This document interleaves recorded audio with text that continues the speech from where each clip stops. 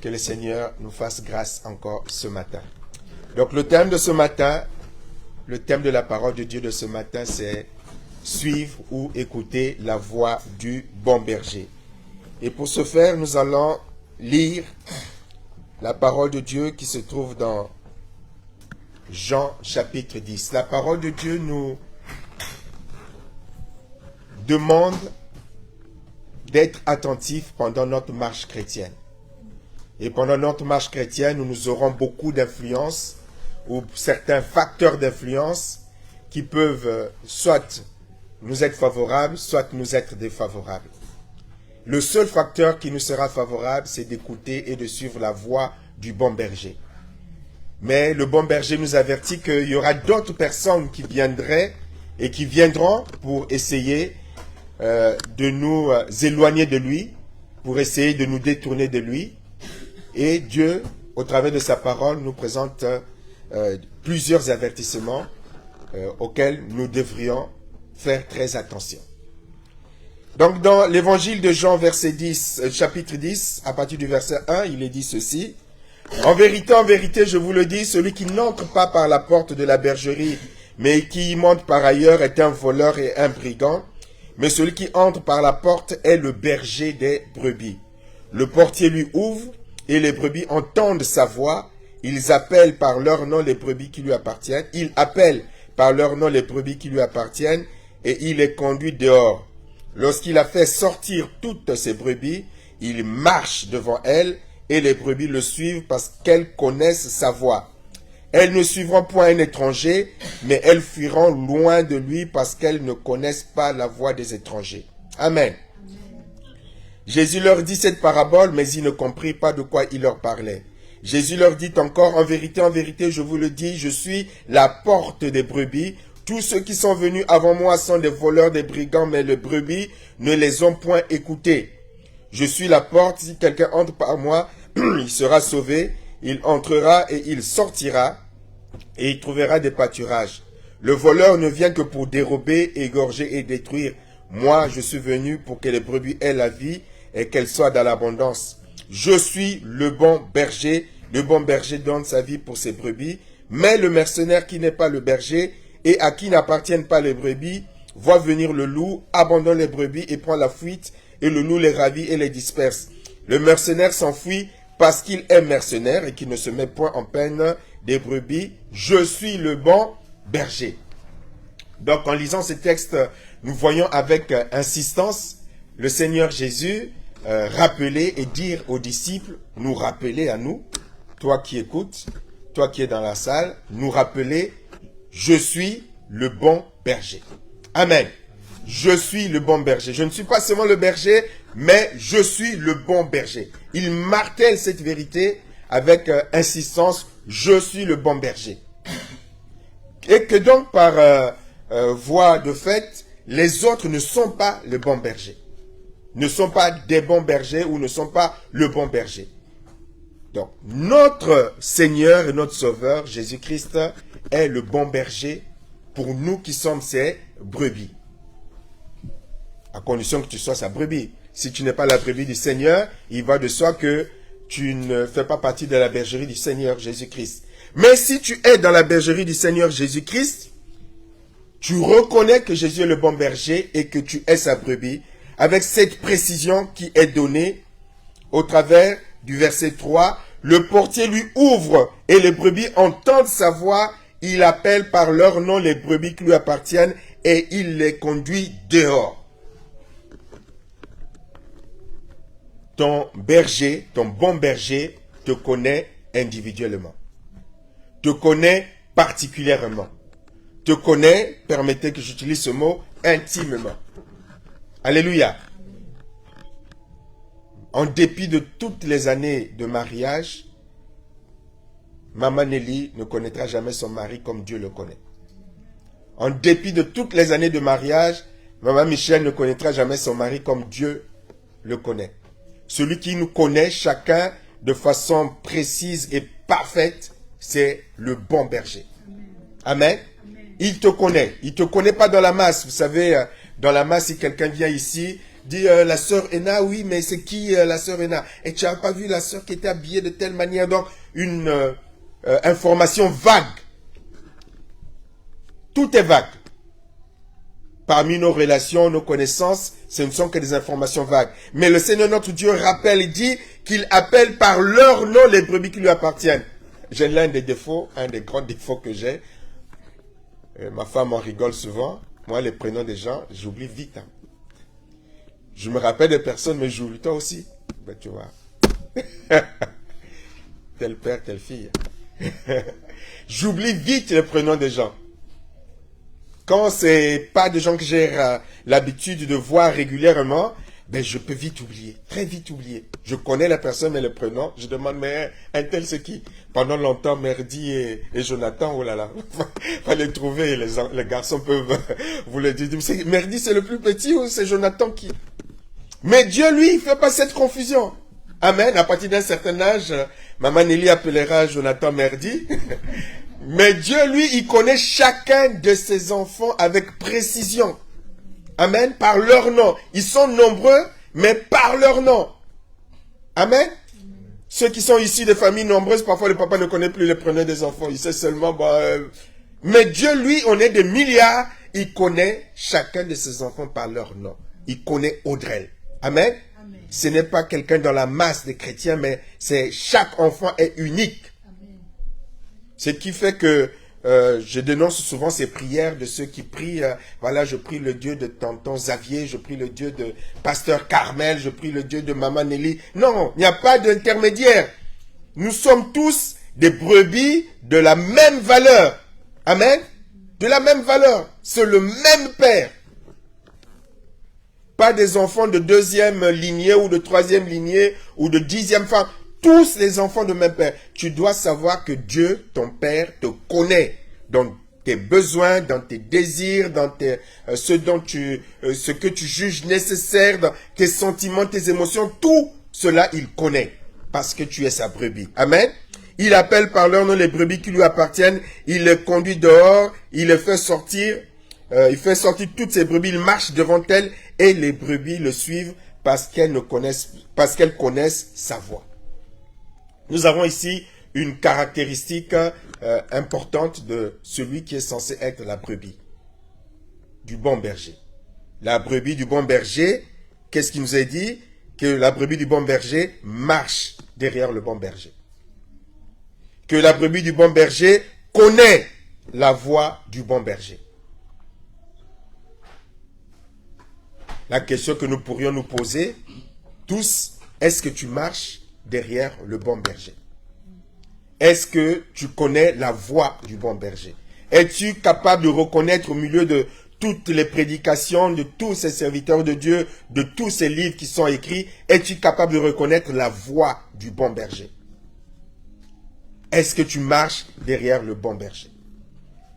Marcher derrière le bon berger, suivre la voix du bon berger est pour la brebis une garantie extraordinaire que nous pouvons voir en détail dans le psaume 23. Le psaume 23 qui est une garantie de sécurité et une garantie de bonheur. Parce que notre Dieu nous donne une promesse. Le psaume 23 dit, l'Éternel est mon berger. Quand l'Éternel est le berger, il y a une conséquence immédiate. Je ne manquerai de rien. Je disais hier, parce que c'est un thème qui m'a été proposé par un groupe de jeunesse que j'ai développé hier soir. Je disais hier que la plupart des problèmes que les chrétiens rencontrent, ce sont des problèmes qui sont liés au fait qu'à partir d'un certain moment, ils ont cessé de suivre le bon berger. Ils ont cessé d'écouter le bon berger. Nous avons vu dans la lecture de l'évangile, l'évangile de Jean 10, que il est écrit que le bon berger donne la vie en abondance. Amen. En abondance. En abondance, c'est-à-dire que ça dépasse la suffisance. Alléluia. Quand on s'arrête, la vie en abondance, c'est-à-dire que la suffisance. C'est-à-dire que si notre frère Jonathan a besoin de 2000 € pour vivre, ben, il se retrouve tous les mois avec, allez, on va dire 10 000 euros. C'est-à-dire que plus qu'il ne faut, il peut dépenser ça. Il y en a toujours. Il y en a toujours. Amen. C'est ça l'abondance. Notre Dieu nous promet une vie d'abondance. Mais lorsqu'on compare avec la réalité de nos vies, on est tous certains que ben, l'abondance, il faut la chercher. Où est-ce qu'elle se trouve? Mais ça vient d'où? Est-ce que c'est du fait que Dieu soit un menteur ou du fait que nous ne soyons pas des brebis qui le suivent? Je crois que la bonne réponse est claire et nette. C'est parce que très souvent, nous ne sommes pas les brebis qui le suivent. Dieu promet à ses enfants la paix, parce qu'il a dit en abondance et tout ça. Tu promets à ses enfants le bonheur, promet à ses enfants la paix, promet à ses enfants la tranquillité, le repos et beaucoup de choses en sorte que tu sois satisfait, que tu sois dans la plénitude. Mais nous passons souvent à côté de tout cela. Pourquoi? Parce que à un certain moment, nous ne suivons plus le bon berger. Alors qu'il y a la garantie, je ne manquerai de rien.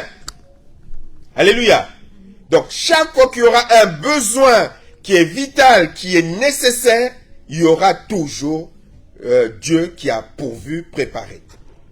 Alléluia. C'est ce que cela veut dire. L'apôtre Paul dit qu'il s'est retrouvé dans l'abondance, il s'est retrouvé parfois dans la famine, il s'est retrouvé parfois dans l'abondance. Mais Dieu a toujours été là. Nous allons le voir d'ailleurs par la suite. Je ne manquerai de rien. Si tu suis le bon berger, dans toutes les étapes de ta vie, il sera toujours là et il pourvoira. Amen. Verset 2, il me fait reposer dans des verts pâturages. Quand il dit tu me fais reposer dans des verts pâturages, c'est-à-dire que il t'amène gratis, tu es dans ce concept de, comment ça s'appelle ce concept des restaurants à volonté. Voilà. C'est-à-dire que tu peux manger à volonté avec Dieu. Il t'amène, c'est-à-dire que tu n'as même pas à payer. Le bon berger t'amène dans le vert pâturage. Le vert pâturage, c'est les endroits où les brebis trouvent de quoi manger et trouver bonnes choses à manger. Vert pâturage. On peut aller dans des pâturages, mais les pâturages ne sont pas bonnes les pâturages ne sont pas assez comestibles pour les brebis. Mais là, il me conduit dans des verts pâturages, c'est-à-dire que tu n'auras pas faim dans toutes les circonstances. Amen. Il me dirige près des eaux paisibles. Et là, il y a une précision. Je ne sais pas si vous faites attention. Il n'est pas dit, il me dirige près des eaux. Mais les eaux qui sont paisibles. Les eaux qui sont calmes. C'est-à-dire que tu arrives, l'eau est là, elle est propre. C'est pas de l'eau agitée où tu dois faire attention qu'il n'y ait pas d'impureté. Non, non, non. L'eau paisible qui est là. Et tu bois tranquillement, calmement. Tu peux même te reposer en toutes circonstances. Il restaure mon âme. C'est-à-dire qu'il y a des moments dans la marche où spirituellement on est fatigué, on est blessé, voilà, tu as traversé les déserts et l'âme est fatiguée, l'âme est froissée, l'âme est dans je ne sais pas quel état, mais il est là, il restaure, il redonne la santé à l'âme. Alléluia, il redonne la vigueur à l'âme. J'aime bien ce passage qui dit que les jeunes se fatiguent, les jeunes se fatiguent, mais les vieux renouvellent leur force. Comment? En marchant. Amen. Non pas renouveler leur force en se reposant, mais en marchant. C'est-à-dire qu'il y a le renouvellement qui est là de l'âme. Il y a beaucoup de situations, des circonstances dans lesquelles, c'est un peu le thème du livre que Dieu m'a fait sortir, lorsque on aborde mal l'épreuve, on va se retrouver en 1000 morceaux. C'est pas Dieu qui veut qu'on se retrouve en 1000 morceaux. C'est parce qu'on aborde mal l'épreuve ou la situation que nous traversons. Et là, ça devient une source de problème. Alléluia.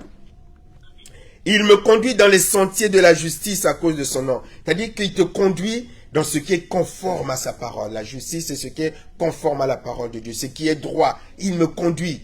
Parce qu'il ne peut pas faire autrement à cause de son nom. Parce qu'il est l'Éternel qui est le Dieu d'amour, qui est lui-même la parole de Dieu. Parce que Jésus est lui-même la parole de Dieu. Il ne peut que conduire dans les chemins qui sont conformes à sa parole. Alléluia. Et puis, dans la vie chrétienne, il peut arriver des choses, des combats, des luttes. Donc, le verset 4, « Quand je marche dans la vallée de l'ombre de la mort, je ne crains aucun mal, car tu es avec moi. » Même là encore, alléluia, l'abondance, les eaux paisibles, la restauration de l'âme, les verts pâturages. Dans la vie chrétienne, il y a des moments où il y a des situations compliquées, il y a des moments d'épreuve, il y a des moments de tentation, il y a des moments de lutte, il y a des moments de combat. Mais même dans ces moments-là, le bon berger est là. Ta houlette et ton bâton me rassurent. dans la maladie, dans je ne sais pas quelle est ton épreuve, le bon berger n'abandonne jamais. Le titre du livre que Dieu m'a fait écrire, c'est dans la tempête de l'épreuve, où on est dans la barque est là en train d'être ballottée comme le Seigneur Jésus-Christ avec les disciples, mais jamais Dieu ne nous laisse. S'il nous laissait un seul instant, on ne serait pas vivant là. Amen. Parce qu'un ennemi qui attend que nous puissions faire une erreur et qui chaque jour voudrait se débarrasser de nous, mais le bon berger est là. Je traverse la vallée de l'ombre et de la mort. La vallée, les circonstances qui font peur, les circonstances qui provoquent la terreur, les circonstances qui mettent en danger, les circonstances qui nous mettent dans des états où on ne sait pas si demain on va voir le jour. Mais lorsque on suit le bon berger, la houlette et le bâton du bon berger sont là pour nous garantir, me rassure. C'est-à-dire qu'il y a des signaux. Pour dire que ta houlette et ton bâton me rassurent, c'est parce que celui qui est David qui a écrit les voit. Amen. Et c'est pareil lorsque nous traversons des moments d'épreuve. Lorsqu'on est à l'écoute, dans la nuit la plus noire, il y a toujours des signaux, des clins d'œil de Dieu qui te disent, je suis là. Je suis là. Ça tremble, mais je suis là. Je suis menacé, mais je suis là. D'ailleurs, on va le voir. Mais je suis là. Il y a toujours des clins d'œil de Dieu. Ce qui fait que si on a l'écoute de Dieu, qu'on traverse l'épreuve en gardant l'oreille à l'écoute de Dieu, les yeux fixés sur Dieu, jamais on va sombrer dans la dépression, dans l'abattement extrême, parce qu'on a tendu l'oreille, parce qu'on voit la houlette est là. Il est dans la vallée de l'ombre et de la mort. Donc quand tu traverses la vallée de l'ombre et de la mort, c'est comme nous lorsqu'on était tous des gamins, hein. Lorsque tu traverses un coin sombre, tu es plutôt en train de regarder où se cachent les démons ou les fantômes. Tu regardes pas si papa et maman sont là. Donc tu traverses la vallée de l'ombre et de la mort, tu as plutôt peur des ombres. Mais là, il ne regarde pas les ombres, il ne regarde pas les dangers, il ne regarde pas d'où va venir le danger, mais il regarde la houlette et le bâton du berger. Et ça le rassure. Oui, c'est noir. Oui, je ne sais pas où est-ce que je vais, mais quelqu'un est là avec moi. Amen. Quelqu'un est là avec moi. Ça rassure, comme certains adultes qui ont peur de dormir seuls dans la maison. Il suffit qu'il y ait un bébé à côté, là, ils dorment tranquilles. Pourtant, le bébé ne va pas les sauver. N'est-ce pas? Mais du moment où il y a un bébé, on a tous vécu ça, même avant d'avoir connu le Seigneur. Mais quand tu es tout seul, tu as peur. Mais il suffit qu'il y ait même un petit enfant, un bébé, quelqu'un est là, tu es rassuré. Pourtant, il ne va pas te sauver, hein, mais ça rassure. Voilà, c'est ça. Avec notre Seigneur. Tu es là, tu traverses la zone d'ombre et tout. Tu vois la houlette de ton Seigneur. Le clin d'œil qui te dit, je suis là. Tu regardes dans la barque, Jésus dort. Tu sais que quand Jésus dort, s'il est dans la barque, jamais ça ne va couler. Donc, en dépit du bateau qui tangue, tu es là. Tu es rassuré et tu es tranquille. Amen. Donc, ensuite, tu dresses devant moi une table en face de mes adversaires. Tu vois d'huile ma tête et ma coupe déborde. Tu dresses devant moi une table en face de mes adversaires. C'est-à-dire que l'ennemi est en train d'avancer. Donc tu es en pleine bataille, tu es en plein combat. L'ennemi avance. Et là tu te dis, on va se battre, je veux me préparer pour me battre. Et là Dieu te dit, mais non. Assis-toi, mange. Mais il y a les ennemis qui arrivent. Non. Dieu dit, mange. Moi je m'occupe de tes ennemis. C'est ce que fait le bon berger. Mange. Non pas Seigneur, mais tu vois, mais Seigneur, tu connais, mais Seigneur, ça y est, le danger approche, mes ennemis nombreux approchent, mes adversaires approchent. Dieu dit non. Dieu dit, allez, viens manger, Guirémy, il y a tout ce que tu aimes manger, mange. Pourquoi? Parce que c'est lui-même qui s'occupe de nos ennemis. Amen. Le bon berger s'occupe de nos ennemis. Et après, il nous bénit. Quand tu es la brebis, comme on a vu, il donne la vie en abondance, tu oins d'huile ma tête et ma coupe déborde. Tu me bénis. Et tu me bénis encore. Et tu me bénis encore. C'est-à-dire que la coupe déborde, c'est comme lorsqu'on verse l'eau, hein, lorsque tu as de l'eau, tu as eu un verre, on te verse à boire, on veille à ce que ça ne déborde pas. On va même dire que, mais non, mais tu sais pas faire. Mais Dieu, lui, là, l'éducation de Dieu, c'est pas pareil. Ça déborde. Alléluia, ça déborde. Il dit, mais Seigneur, j'ai déjà assez bu, mais c'est déjà plein. La coupe déborde. À celui à qui on a déjà donné, il sera davantage donné. Alléluia. Nous avons toutes les bonnes raisons pour suivre le bon berger. Toutes les bonnes raisons. Toutes les bonnes raisons. Tout est là. Tous les bienfaits sont là. Toutes les garanties sont là. Toutes les bénédictions sont là. tout ce dont ton âme a besoin, tout ce dont ton corps a besoin, tout ce dont ton esprit a besoin, tout est pourvu à condition que tu suives le bon berger. Amen. À condition que tu suives le bon berger. Mais la Bible nous avertit, on revient, le Seigneur nous avertit, on revient à 1 Jean chapitre 10. Là, c'était pour montrer les bonnes raisons de suivre le bon berger et qu'il est stupide de ne pas en tenir compte. Le Seigneur dit, les brebis, verset 5, Jean 10, 5, elles ne suivront point un étranger, mais elles fuiront loin de lui parce qu'elles ne connaissent pas la voix des étrangers. Elles ne connaissent pas la voix des étrangers. Alléluia. Verset 12, mais le mercenaire qui n'est pas le berger et qui n'appartient pas, et à qui n'appartient pas les brebis, voit le loup, abandonne les brebis et prend la fuite, et le loup les ravit et les disperse. Les mercenaires s'enfuient parce qu'il est mercenaire et qu'il ne se met point en peine de brebis. Je suis le bon berger. L'avertissement du Seigneur, c'est quoi? L'avertissement est que, bien que tu sois brebis du bon berger, bien que tu sois dans l'enclos du bon berger, il y aura toujours des tentatives de détournement. Amen. Il y aura toujours des tentatives de détournement. Il y aura toujours des tentatives de falsification ou de séduction. Il y aura toujours, bien que tu sois tu marches derrière le bon berger, tu entendras d'autres voix. Et le Seigneur nous avertit. Et nous devons vraiment faire très très attention. Parfois, on est étonné ou on a la critique facile pour ceux qui suivent les faux serviteurs de Dieu. Mais nous sommes tous avertis. Tous avertis. Le Seigneur Jésus-Christ lui-même déjà, Matthieu 24, du verset 4 au verset 5, il va avertir. Il va dire, Jésus leur répondit, prenez garde que personne ne vous séduise. Ou encore personne ne vous trompe. Ou que personne ne vous manipule. Car plusieurs viendront sous mon nom disant, c'est moi qui suis le Christ, et ils séduiront beaucoup de gens. Le mercenaire sera là.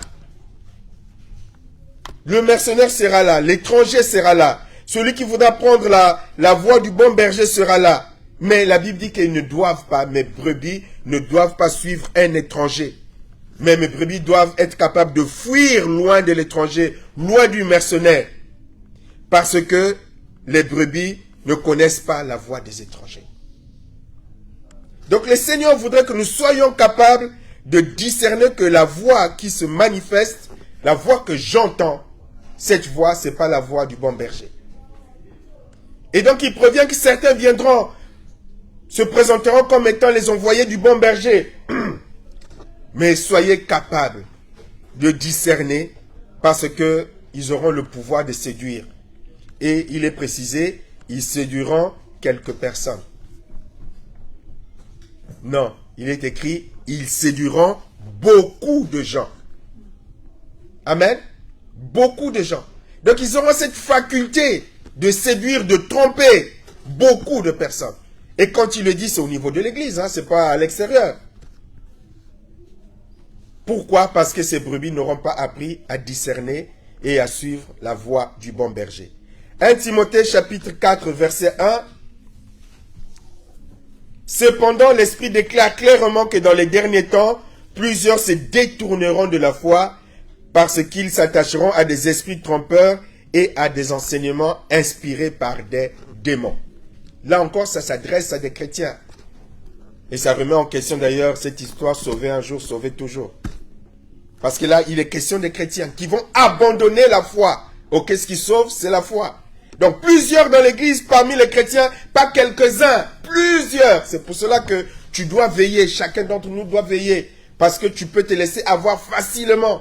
Surtout dans ces temps où c'est devenu un temps où faut être prophète, faut être quelqu'un qui a des révélations pour se donner une certaine importance au milieu du peuple de Dieu. Et certains vont chercher ses pouvoirs, ses capacités par des moyens occultes et pour séduire et tromper beaucoup de personnes. Et Dieu nous avertit dans les derniers temps. Si tu ne connais pas la voix du bon berger, si tu ne sais pas discerner, tu peux abandonner la foi. Ça arrivait à des gens qu'on a connus, debout dans la foi. Tu peux abandonner la foi. Pas seulement abandonner la foi, pourquoi après? Pour aller s'attacher à des esprits trompeurs, pour aller servir le diable. Amen. La Bible nous avertit que le diable et les serviteurs du diable souvent se déguisent en serviteurs de lumière. Donc quand on dit serviteur de lumière, ça veut dire qu'ils se donnent pour être le bon berger. Ils se donnent pour être les serviteurs ou des intermédiaires du bon berger. Comme ils se déguisent en serviteurs de lumière, tu vois seulement la lumière, tu dis, ah donc c'est ça, c'est bon. Alors qu'il faut être attentif, avoir la capacité de discerner. Sinon tu vas te faire avoir. Certains en arriveront à s'attacher à des démons. Donc des chrétiens, des gens qui avaient la foi. Ils vont abandonner la foi pour s'attacher à des esprits trompeurs, à des doctrines inspirées par les démons.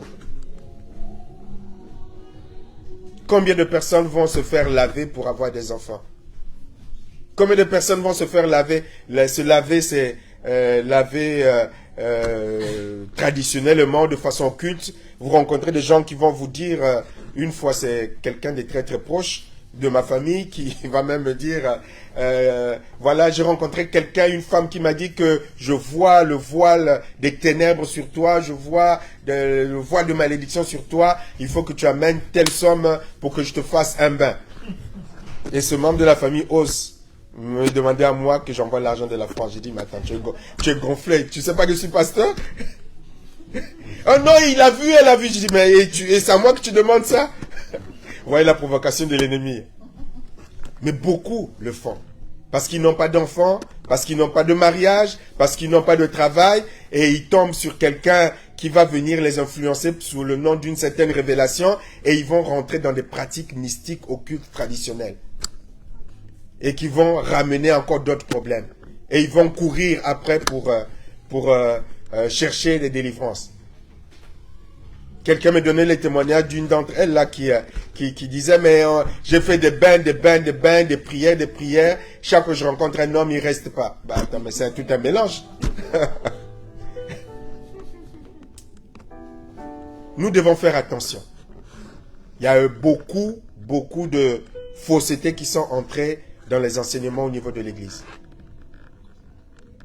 Lorsqu'on traverse des moments compliqués, on traverse des moments d'épreuve, on traverse certaines situations qui ne sont pas évidentes, il y aura toujours quelqu'un qui va se présenter pour te donner des révélations. Et au niveau des réseaux sociaux, ça marche. Parce que quand quelqu'un est dans la détresse et aux abois, et que tu lui dis, envoie-moi ta dîme, je vois ce qui se passe dans ta vie, les gens facilement tombent dans le piège. Moi, j'ai été sollicité.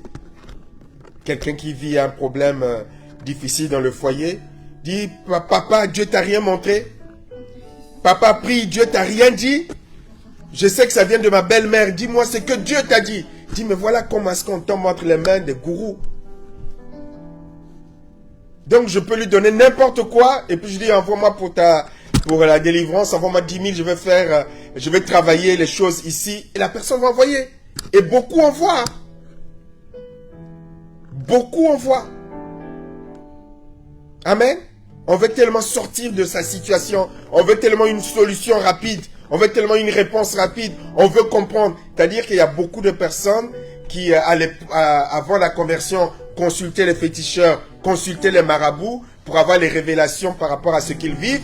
Une fois convertis, leur cœur n'a jamais été converti. Ils n'ont jamais expérimenté le renouvellement de la connaissance. Ils n'ont jamais vraiment expérimenté la véritable foi. Une fois arrivés dans l'église, ils utilisent les mêmes méthodes. Devant une chose qu'ils ne comprennent pas, on cherche quelqu'un qui va nous donner une explication. Je fais tel rêve, donne-moi l'interprétation de tel rêve. Et c'est ainsi, vous savez, le diable le voit. Et c'est ainsi qu'ils se font avoir par ceux qui ont l'esprit de Python, qui va les manipuler, les égarer. Et un beau matin, le frère qui était dans la foi se retrouve dans une secte bizarre, se retrouve dans un groupe bizarre, se regroupe à faire des prières bizarres. Et c'est ce qui leur est arrivé dans ce qui nous est décrit ici. 1 Jean chapitre 4 verset 1. Mais attention mes chers amis, ne vous fiez pas à n'importe quel esprit. Mettez les esprits à l'épreuve pour voir s'ils viennent de Dieu, car bien des prophètes de mensonges se sont répandus à travers le monde. Alléluia. Vous avez le droit, comme je l'ai écrit, le droit d'éprouver les prophéties qui vous sont données. Alléluia. Surtout les prophéties qui impactent, qui peuvent avoir des impacts terribles sur vos vies. Alléluia. Il y a des prophéties qui n'ont pas d'impact plus ou moins, j'allais dire, décisif. Hein, tel que la prophétie qu'on a eue là, où tu crois pas, la guérison, pas guérison. Mais il y a des prophéties où c'est une question de vie ou de mort. On va te dire, tu dois épouser un tel. Et alors que c'est un piège qui peut ruiner toute ta vie. Amen. Qui te conduisent dans des choix qui peuvent te ruiner toute ta vie. J'espère que je me fais comprendre. Il y a des révélations qui sont là qui, si tu tombes, toute ta vie est ruinée. Donc, il faut être capable, même si la prophétie vient du pasteur Guy Rémy, il faut garder la tête froide, prendre le temps d'éprouver les esprits. Alléluia. Parce que le pasteur Guy Rémy un jour peut être mal levé, et puis ne pas recevoir de la part de Dieu, recevoir selon sa chair, ou selon ses émotions, ou selon ses sentiments, ou parce qu'on lui a cassé les pieds quelque part, et il ne va pas distinguer la pensée de Dieu. C'est facile, hein? Vous savez, ça arrive, hein? N'est-ce pas? La prophétie, cela m'arrive. Les révélations, c'est pas un art facile, si on peut appeler ça un art. Il y a beaucoup de sources d'influence. Beaucoup de sources d'influence. Bon, je ne veux pas faire le thème ici. Il y a beaucoup de sources d'influence. On peut facilement penser que, regardez le nombre de fois où nous-mêmes on s'est trompé. Il ne faut même pas chercher loin. Le nombre de fois où on a pensé que Dieu nous avait, c'est la voix de Dieu, c'était la pensée de Dieu, c'était la direction de Dieu, qu'on s'est cassé la figure. Le nombre de fois. Maintenant, imaginez le prophète ou celui qui prophétise. Amen. Donc la Bible nous dit, tu as la responsabilité d'éprouver les prophéties, les révélations, d'éprouver ce que tu as comme interprétation quand tu lis la Bible. Parfois, tu es en train de lire la Bible, ben, l'explication que tu reçois du verset, ben, ça vient pas de Dieu, ça vient pas du Saint-Esprit. Amen. C'est fou, hein, la manière dont on peut être... Le diable a une manière extraordinaire de te donner une interprétation d'un verset biblique. Quand je tombe dessus sur ce que certains écrivent, parfois j'envoie au pasteur Richel, mais c'est fou, c'est incroyable. Tu dis, mais par quel calcul cette explication est arrivée? C'est incroyable. C'est pour ça qu'il faut éprouver. C'est pour ça qu'il ne faut pas prendre un verset pour le sortir de son contexte. C'est pour ça qu'il faut prendre un verset et chercher les autres versets qui parlent de la situation.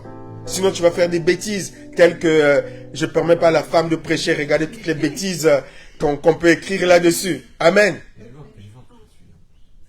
Regardez. Donc, prendre le temps pour écouter la voix du bon berger. Parce que parfois, le diable passe par un être humain et parfois, c'est les démons qui viennent te murmurer. Amen. Qui viennent te murmurer. Et la Bible nous avertit pour que nous soyons capables de faire attention. Ce qui nous protégera, qui nous donnera le discernement nécessaire pour cela, c'est une méditation régulière et une étude régulière de la parole de Dieu. Une méditation, j'allais dire honnête. Je cherche le bon mot, je ne trouve pas honnête, j'allais dire neutre de la parole de Dieu. C'est-à-dire que quand tu viens lire la parole de Dieu, tu ne cherches pas à influencer la pensée de Dieu. Vous savez, on peut lire, on prend la parole de Dieu, on lit, et puis on cherche la parole qui vienne conforter nos sentiments, nos émotions, ce qu'on sait déjà, ce qu'on savait déjà. Donc on lit la parole de Dieu en cherchant ce qui va nous conforter, ce qu'il ne faut pas faire. Amen. On lit la parole de Dieu comme à l'école, tu prends quelque chose que tu connais pas, tu lis et tu demandes au Saint-Esprit, aide-moi à comprendre la pensée du Père, au-delà de ce que j'ai peut-être déjà entendu, écouté. Et là, le Saint-Esprit va t'apprendre à discerner la pensée de Dieu.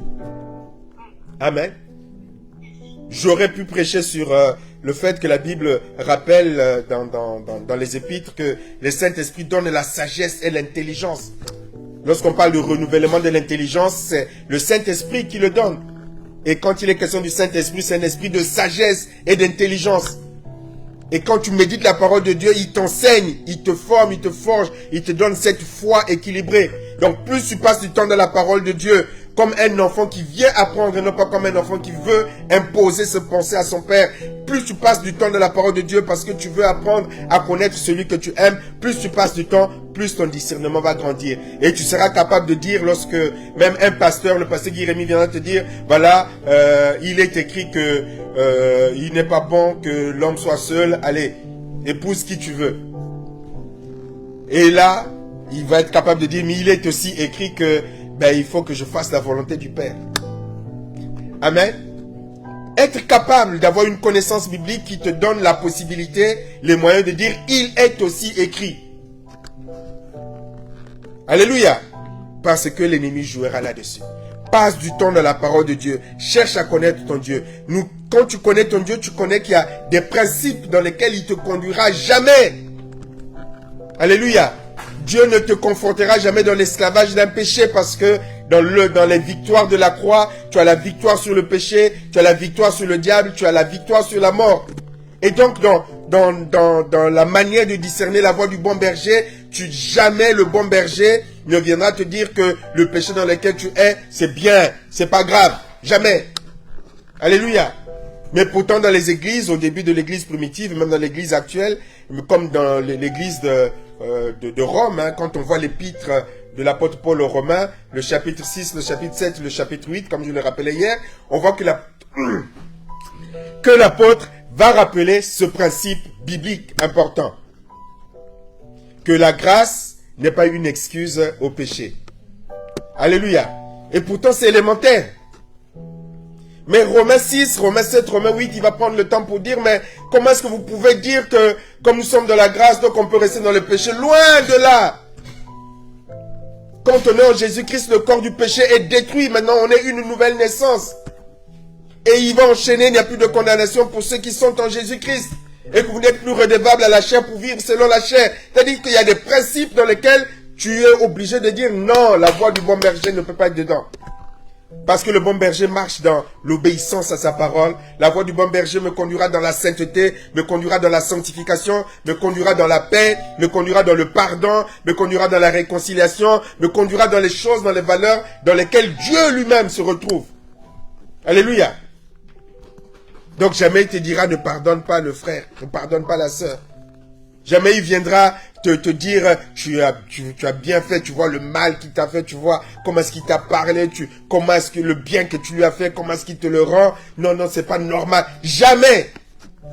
Mais c'est ce que nous entendons le plus souvent pour excuser la rancœur. Donc tu es là, tu écoutes, il t'a fait mal, c'est grave ça. Comment lui il va te faire ça? Ton père, ta mère, celui que tu as aidé. Quand il était dans le besoin, tu as mis la main dans la poche. Aujourd'hui, regarde, c'est lui maintenant qui parle comme ça. C'est elle maintenant qui parle comme ça, qui est prête à te salir. Mais c'est pas possible. Mais les gens sont ingrats. Et là, tu entends la voix là.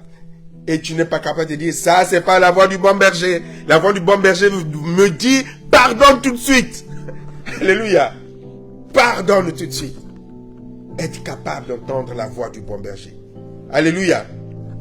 2 Pierre. Chapitre 2, du verset 1 au verset 3.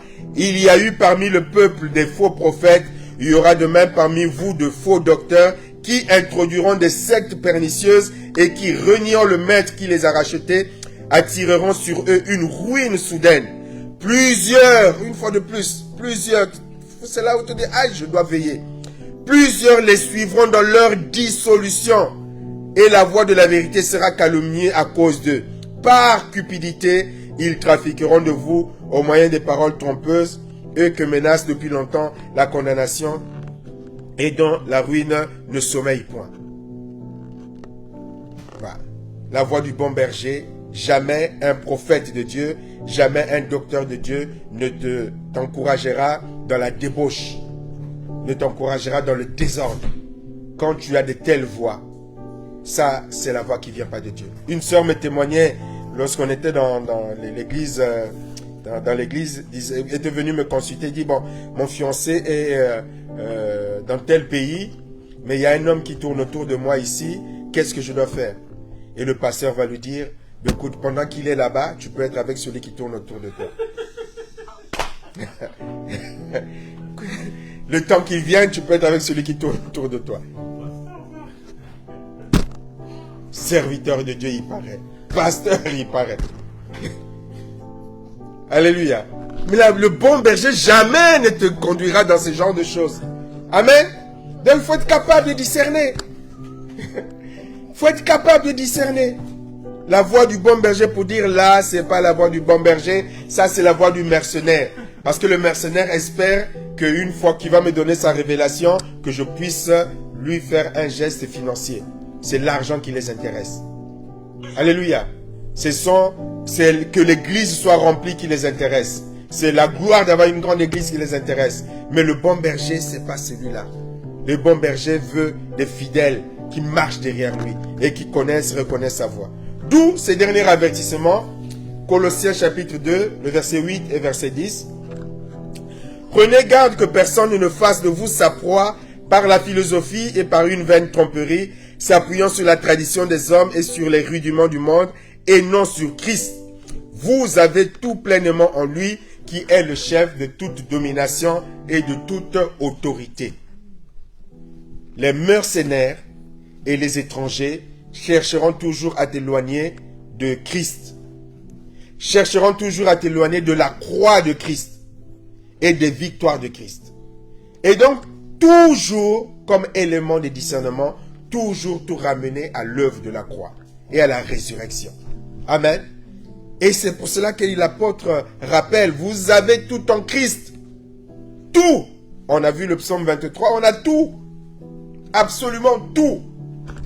Et donc, certains chercheront à s'accaparer de vous pour que vous deveniez les membres du pasteur Guy Rémy, pour que vous deveniez les brebis du pasteur Guy. Vous savez que vous n'êtes pas les brebis du pasteur Carmel, au fait.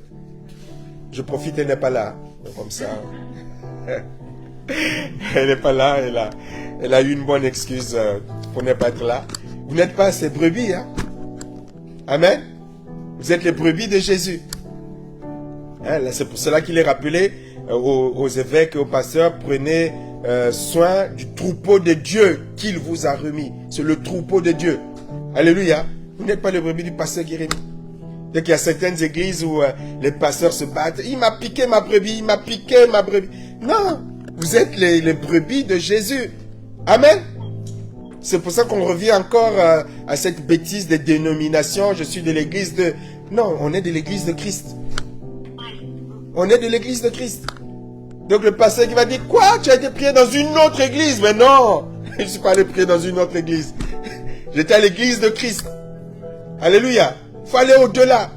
Et les pasteurs qui vont en vouloir, mais tu as été prié dans une autre église, donc tu nous as abandonnés. Ben, non, j'appartiens au corps de Christ. Si demain matin, la sœur Réna veut aller prier dans l'église locale de tel endroit, mais il y a Dieu qui est là-bas. Alléluia. C'est pas un autre Dieu. Amen. Est-ce qu'on a besoin d'être tout le monde là pour louer Dieu? Même s'il n'y a qu'une seule personne, on est là, on vient pour louer Dieu, non? N'est-ce pas? On ne vient pas pour que le pasteur Guy Rémy, pasteur Carmen soit content. Ah, ils sont là. On vient pour louer Dieu. Comme je priais tout à l'heure, même si je suis tout seul, je suis dans la joie de louer, de servir mon Dieu. Vous êtes les brebis de Christ. Mais prenez garde que les gens ne fassent pas de vous leur proie. Il y a des gens qui ont fait des fidèles leur proie. Vous êtes les membres de l'église. Vous ne bougez pas sans l'autorisation du pasteur. Tu ne vas pas manger quelque part sans l'autorisation du pasteur. Tu ne dis pas bonjour à quelqu'un sans l'autorisation du pasteur. Tu ne donnes pas de dîmes sans l'autorisation du pasteur. Tu ne donnes pas les offrandes. Tout est là. Ils sont devenus les proies des serviteurs de Dieu. Et il dit par la philosophie, par une vaine tromperie. Et ils vont vous sortir des versets bibliques pour expliquer cela. Mais Dieu te rappelle que tu es la brebis du bon berger. Et que tu dois être capable de suivre le bon berger. Amen. Et que le mercenaire est là, que l'étranger est là. Mais tu dois veiller, sinon tu vas te faire avoir. Amen. Alors, on va prier. Nous allons prier. On va demander à notre sœur Ena de prier, de rendre grâce à notre Dieu et que nous ayons tous cette sagesse, ce discernement pour que nous ne tombions pas dans le piège de l'ennemi. Alléluia. Te rendons grâce pour Alléluia. ta parole. Merci pour tes bienfaits ce matin, Père Saint. Merci parce qu'au travers de ta parole, tu viens ramener à toi, Seigneur, tes brebis. Les brebis qui se sont égarées pour plusieurs raisons, Père Saint, que ce soit parce qu'elles ont cru qu'elles suivaient le bon berger alors qu'elles ne suivaient pas. Seigneur, tu ramènes, tu rappelles qu'il n'y a que toi qui es le bon berger. Ce n'est pas un homme, ce n'est pas une femme, ce n'est pas une dénomination, mais il n'y a que toi, Seigneur, Dieu Tout-Puissant. Alléluia. Merci parce que c'est toi qui viens, Seigneur, guérir les cœurs de toute blessure, Seigneur, Dieu Tout-Puissant. C'est toi qui viens rappeler ton rôle, tu viens rappeler ce que tu es réellement. Le Seigneur des Seigneurs, le berger qui nous bénit, le berger qui oint nos têtes, le berger qui restaure nos âmes, le berger qui nous aime tant. Merci pour ta fidélité, Seigneur. Merci parce que tu ne changes pas. Amen. Dans le Merci nom pour de ta Jésus, grâce. nous te disons merci pour la guérison. Merci pour la délivrance, Seigneur.